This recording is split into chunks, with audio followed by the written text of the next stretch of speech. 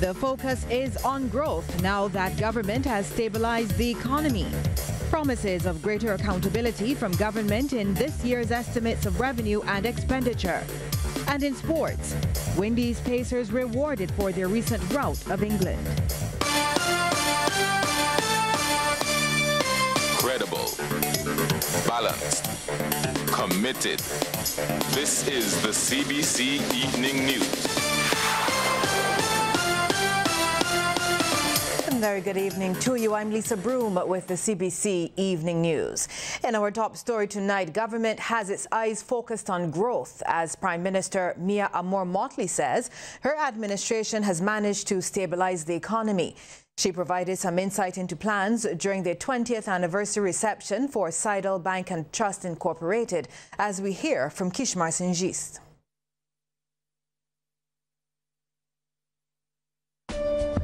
Tourism is not the only sector where government wants to see improved growth. Similar efforts are also underway in the international business sector. Prime Minister Mia Motley made it clear that without growth, the country will go nowhere. She admits there are some domestic issues that are still of concern to her administration, and work is ongoing to address them. To that extent, the Attorney General and the Minister of International Business and other ministers have been working to be able to deconstruct and to reconstruct some of these areas. We've already committed to the process of working and restructuring our corporate affairs registry because we believe that persons must be able to get in and out seamlessly in the shortest possible time, which in the case of the formation of a company is a day.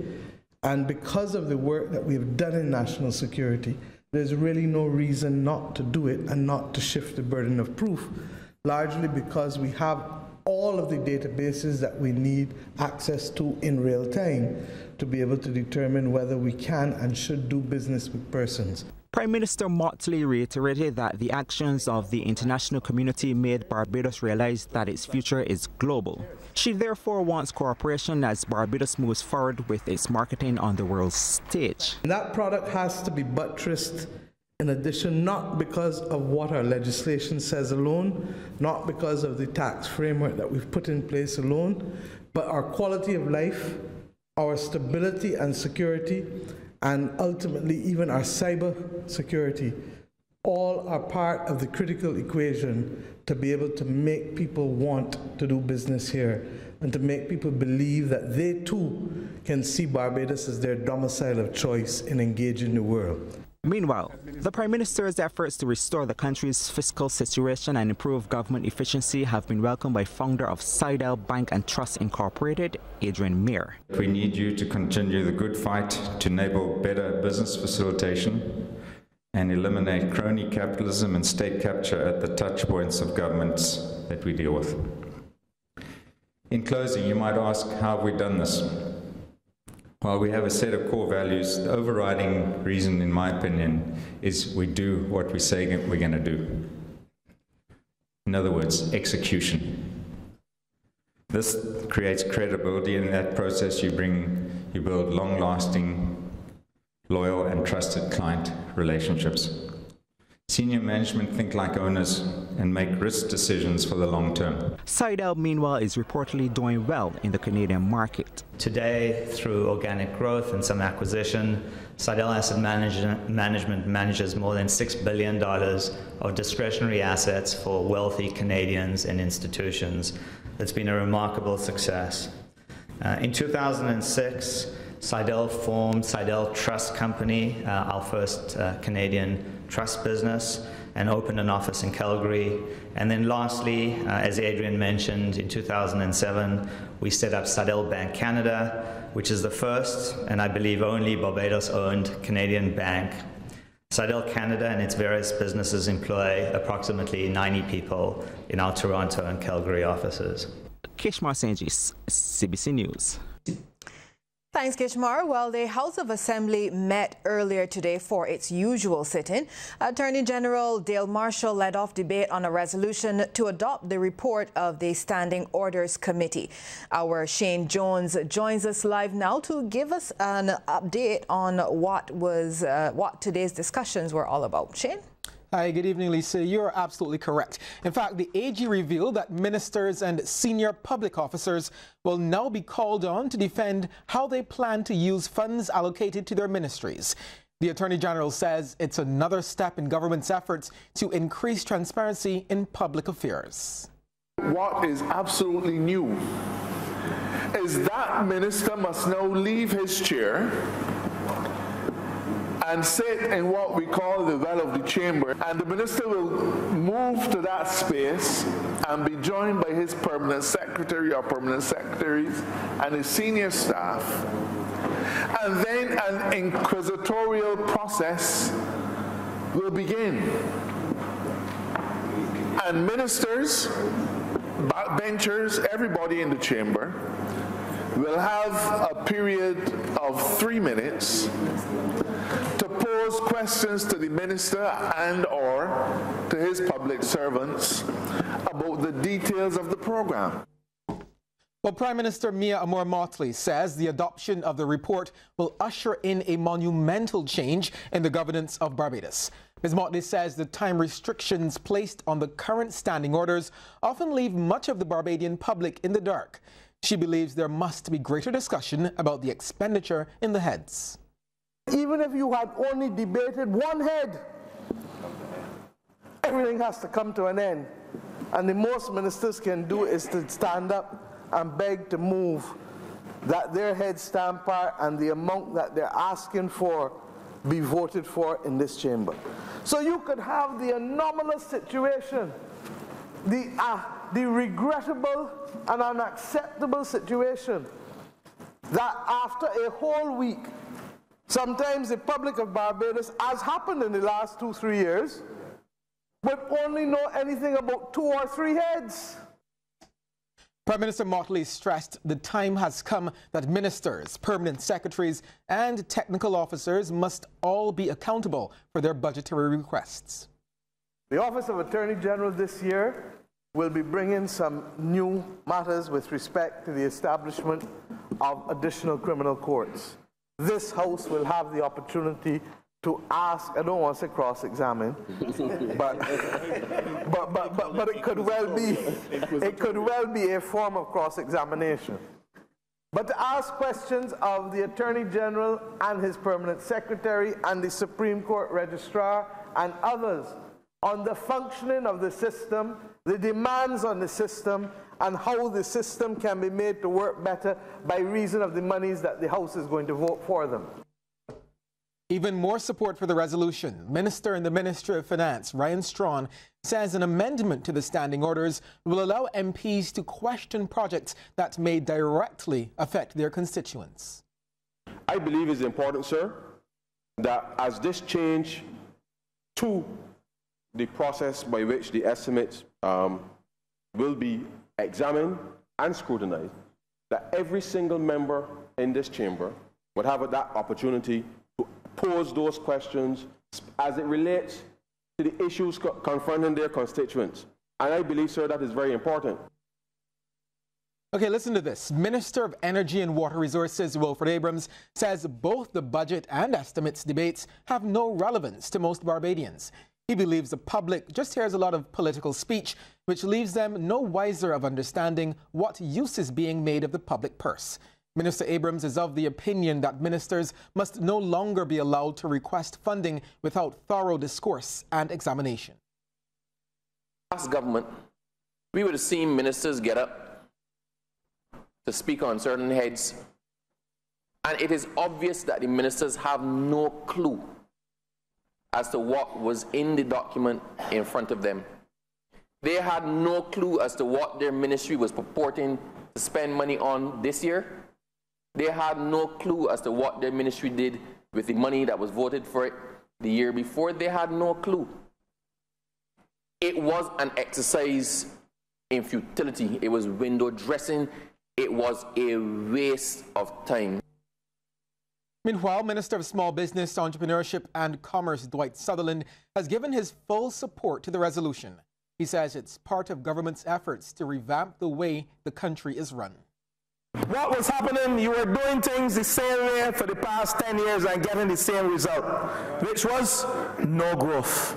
which was dissatisfied citizens of this country, unhappy citizens of this country, high unemployment.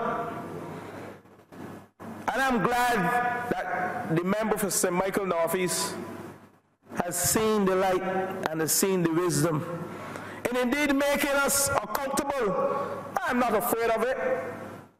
Coming and sitting in this hollow section here to answer to the people of this country. Now, although supporting the resolution, opposition leader Bishop Joseph Atherley has offered a cautionary voice. He says there are a number of issues which should be addressed if it is to meet its purpose. Bishop Atherley says to avoid confusion, clarity on the procedures it outlines must be provided. He also notes with government's majority in the House, it is important that they do not just go through the motions. You have ministers who will be questioning their colleagues.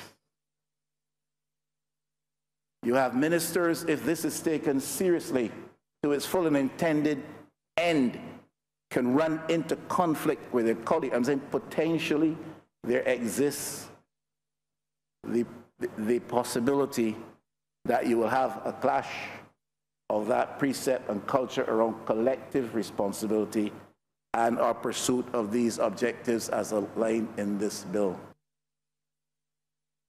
Yeah, so in a nutshell, Lisa, government is continuing with its broad policy of transparency by publicly holding people accountable for sums granted by Parliament to meet the public expenditure. Back to you. Thanks very much, Shane. Well, the first of a series of summits aimed at finding ways of getting Barbadians living overseas to give back to the island was held recently in New York. The gathering, billed Summit 1, Barbadians Working Together, was attended by some 150 individuals and representatives from 23 Barbadian associations. It's an initiative of the Barbados Consul General in New York, Mackie Holder, and it's also part of the Prime Minister's vision for Barbadians coming home, the gathering at 2020. Mr. Holder says he's pleased with the turnout. Where we need to go, whether we need to have more educational staff, more immigration staff, more fundraising, more government involvement, you know, whether what we're doing is really what we should be doing, and if what we're doing correctly. So for me, this part is important, but it has been a really good day.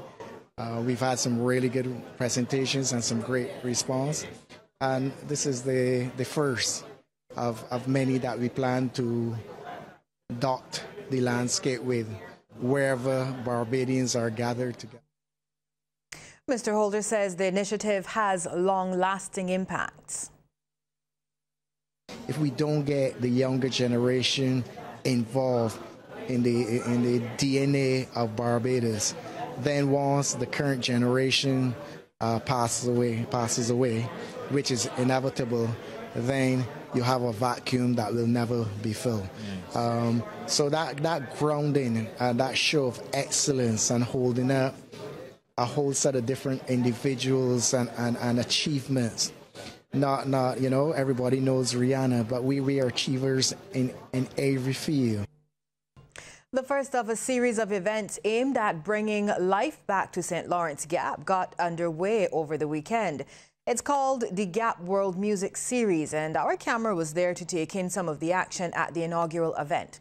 Now here's Sharika Griffith to tell us more. Reigning international bashment soca king Lil Rick was among performers who left patrons of the Gap World Music Series wanting more.